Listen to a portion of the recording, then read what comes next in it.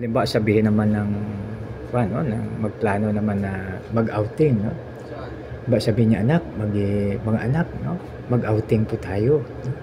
So ngayon, halimbawa ang kailangan natin ay 5,000 na, no? Kasi siyempre yung pamasahe at kung ano pa man, no? Sabihin ng tatay, diba, budget natin ay 5,000. No? So ngayon, tayo naman ulit ay magtipid. So soft drinks ulit, na? So ipapabiro mo yan, no? So 50 days na walang soft drinks. So ang gagawin na lang ay tubig, na? So kaya ba yun? O siyempre, kaya yun pag magkasundo ang family, no? Kasi dapat maging matalino sa paglutas ng o pag ano, no, pag sa budgeting, no. So yan ang sa budgeting. So ngayon dahil ang ato natin ay halimbawa na kuha ng outing na naman yung family, no. So sa pag-outing ng family, hindi naapektuhan yung budget, no? Bakit, no? Kasi may budget na po para sa religious activities. May budget naman na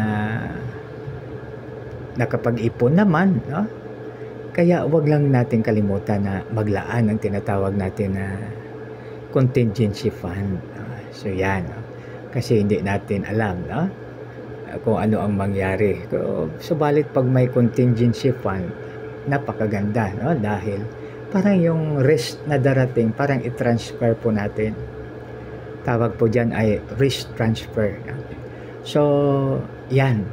Pag na-transfer na ang risk, wala nang problema. No? Kasi kahit na dumating man siya. Pero siyempre, napakaganda makaibigan siyempre pag gawin natin ang tinatawag natin na moral na gabay. Unang-una dyan.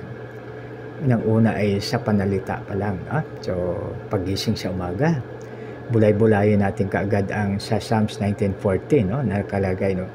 Hayaan mo, Panginoon, ang aking lahat na sasabihin at ang pagbulay-bulay ng aking puso ay katanggap-tanggap sa iyo, aking Panginoon at tagapagligtas, no? Aking malaking bato, no? Sa ibang translation. So, yan, ibig sabihin na sa family, pag yan ang gagawin natin every morning, no? Lahat na sasabihin ng mommy at daddy ay katanggap-tanggap na. Ibig sabihin, pagkatanggap-tanggap sa ating God Almighty, siyempre nagbibigay inspirasyon sa kung kanino man na nakikinig, di ba? So yan, no? Kasi sa salita pa lang ng mommy at daddy, siyempre pag may mga nasasaktan, so mahirap, no? Kasi maapektuhan pag nasaktan ang bata o kaya sino man sa atin, maapektuhan ngayon ang digestive system, no? So pag apektado ang digestive system, so ibig sabihin darating yan na someday na maging stress na yan. So ibig sabihin apektado, no? Subalit pag ang marinig po nila ay napakagandang mga salita, so ngayon parang kasintamis po yan ng pulot pukyutan, no? So di ba, no? So hindi lang yan sa within the ng pamilya, kundi kahit saan ka napupunta. Halimbawa sa workplace naman, no? Diba yung mami ay nagtatrabaho.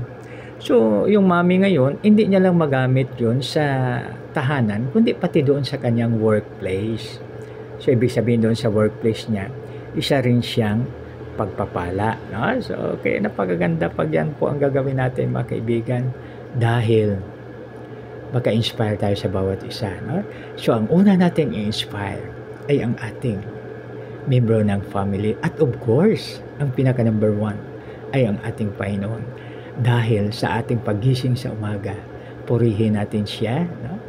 So, atin siyang awitan ng awit na papuri, awit na papasalamat, at awit na pagsamba, no? Diba? Napakaganda pag yan po ang gagawin natin. So, ngayon, sa salita pa lang, inspire yung family, tapos wherever you are, tapos yung inyong kapitbahay, ma-inspire din, o kung sino man ma-meet mo sa araw na yun, di ba napakaganda, no? Na ikaw ay, lalong-lalo na, ngayon ay Christmas na sa atin, sa bansang Pilipinas, kasi pagdating pa ng September, di ba, Christmas na po sa atin, kaya napakasaya, no? So, magbigay tayo ng regalo, na hindi basta-basta mawawala, kundi sa magitan ng ating inspiring word, no? Tatawag natin niya gracious at saka pleasant words, no? Pag sa English pa, no? Di ba napakaganda pag yun po ang gagawin natin? Magkaroon tayo na sabihin natin yung pleasant words at saka gracious words, no? Hindi yung, kasi ang kabaliktaran yan ay harsh word, no? Di ba? Yung masasaktan tayo, no? So yan. So sa salita pa lang, blessed na yung family dahil yan sa mommy at daddy na na-train sila. So ibig sabihin na sa marriage, ano pa lang, before marriage pa lang, no? Pre-marriage, no? Na gabayan na sila ng government natin sa magitan ng pagkuha nila ng license sa pagkasal, mayroong tinatawag na counseling, no? O kaya sa family planning. So kaya mga kaibigan, pag ganun po ang gagawin natin, we can inspire our family, we can inspire our neighbors, and wherever we are, and if we are in the workplace, we can inspire. You will be a blessings, a channel of blessings in the workplace, no? Diba napakaganda pag yan po ang gagawin natin, no? So pag halimbawa sa mga teachers, no? Sa mga teachers sa school, no? So napakaganda pag sila ay palaging magbibitaw ng pleasant words o kaya gracious words, no? Dahil ang mga estudyante, no? Sa halimbawa may estudyante sila na 50 sa isang section. So biro mo yan, mabigyan nila ng regalo na gracious words every day, no? So yan. Kaya napakaganda pag yan po ang ating gagawin, no? Kasi binasa natin kanina yung sinabi ni Apostol Pablo, no? Subalit, no? Pinahirapan ko ang aking katawan at, no, sinusupil ito upang sa gayoy hindi ako maalis sa paligsahan pagkatapos kong mangaral sa iba, no? So dito si Pablo, sabi niya dapat pero alalahanin natin mga kaibigan na sometimes mayroon tayong tinatawag na unguarded moment na minsan, di ba, siguro lahat tayo ay nakaranas, bakit ko naman nasabi yun, no? So doon pa lang sa sinabi, parang pinagsisihan mo na, no? Kaya just in case, no, mangyari po yan sa akin, pag sa akin mangyari, sa aking experience, ay aking pinupuntahan yung tao na nasabihan ko, sabi ko, Brad, o kaya sister, I'm sorry, nasabi ko yung kanina, no? Pasensya na po, dahil ganito, ganyan, no? Kahit hindi ka na magbigay ng reason, ang mahalaga doon na hingi tayo ng tawad, no? So lalong-lalo na minsan, no, yung sa anak natin na kapag salita tayo ng hindi maganda, no? Kaya sabihin natin, "Nak, I'm sorry po." No? "I'm sorry, anak." Ha? So yan. So ngayon, request yung anak na sabihin natin, "Nak, baka pwede everyday ito yung ating prayer, i-meditate natin, i-pray ko kayo. I-pray mo rin si mommy at daddy o kaya si daddy at mommy, no? Sabihin natin na hayaan mo po, Panginoon, ng lahat na mamutawi o kaya lahat na aking sasabihin ay katanggap-tanggap sa iyo at pati ang pagbulay-bulay ng aking puso, aking Panginoon at tagapagligtas." So pag yan palagi mga kapatid, so ibig sabihin mayroong divine intervention na gag-guide sa atin na lahat po nating sasabihin ay pleasant at saka gracious word, no? So di ba napakaganda pag ganon? So dahil mayroong tinatawag na divine intervention.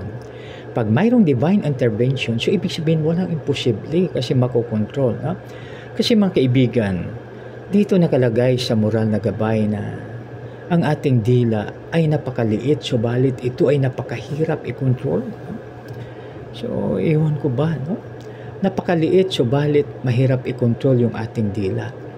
So, bakit po, no? So, dahil minsan, no, makapagsalita tayo na marami pala ang nasaktan. So, yan mga kaibigan, minsan nangyayari po sa atin, no? So, maliit na parte ng ating katawan, subalit napakahirap na i-control dahil minsan hindi natin napipigilan. So yan, no? So biro na halimbawa pa na according to James, no? Sabi po ni Santiago, no? na parang ang ating dila ay i-quote ko mga kapatid, na parang palito ng puspro na makasunog ng napakalaking gubat, no? So dahil sa minsan hindi natin mapipigil, napakahirap siya i-tame, no?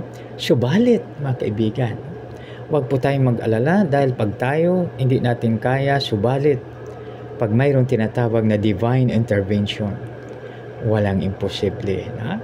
Dahil gagabayan po tayo ng lahat na mamutawi o kaya lahat na lalabas sa ating bunganga ay katanggap-tanggap, at pati ang pagbulay-bulay ng ating puso ay katanggap-tanggap sa ating Panginoon. Kaya napakaganda, di ba mga kaibigan? At pagkatanggap-tanggap sa Kanya, of course, makapagbigay tayo, maka-inspire po tayo sa ating mga kausap o lahat na nasalamuhan natin sa araw po na yan. No? Di ba napakaganda pag yan po? No? So,